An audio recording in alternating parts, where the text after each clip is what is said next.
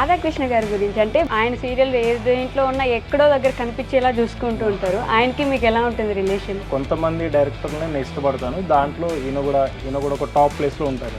అంటే క్యారెక్టర్ నుంచి మీకు ఇప్పుడు ఒక షార్ట్ జరిగింది, మళ్ళీ ఇంకో షార్ట్ గ్యాప్లో కనీసం గ్యాప్ లేకుండా వెంటనే ready ready ready ready short అంటుంటారు. యాజ్ ఏ హీరో మీకు ఇబ్బంది అనిపించదా? అంటే నువ్వు ఊరికేమైనా చేస్తున్నావు. హారిక గారి గురించి ఒక మాట అయినా చెప్పించమని అడిగారు మీ ఫ్యాన్స్ నన్ను. బేసిక్గా నేను ఎక్కువ కలవను ఎవరితో. షోస్కి వచ్చినా కానీ ఏదైనా ఈవెంట్స్ చేసినా కూడా ఎప్పుడైతే నా వైఫ్ కూడా నాతో పాటు ఉంటారో సో ఆ టైంలో నేను కొంచెం కంఫర్ట్ ఫీల్ అవుతాను. అది మరి లైవ్ ఈవెంట్స్ చేస్తున్నారు ఈ మధ్య డైరెక్ట్ గా జనాలందరి ముందు. మీకు స్క్రీన్ మీద కనపడదు కానీ స్టేజ్ బ్యాక్ సైడ్ నుంచి ఉంటే intimate scenes, cute scenes, romantic scenes ఉంటాయి. మీరేమో ఇంట్రోవర్ట్, అసలు మాట్లాడడానికే సిగ్గుపడతారు మీరు. ఇలాంటి సీన్స్ వచ్చినప్పుడు ఎలా మేనేజ్ చేస్తారు? యాక్టింగ్ చేసేది, అదే నిజంగా ఏం చేయం కదా.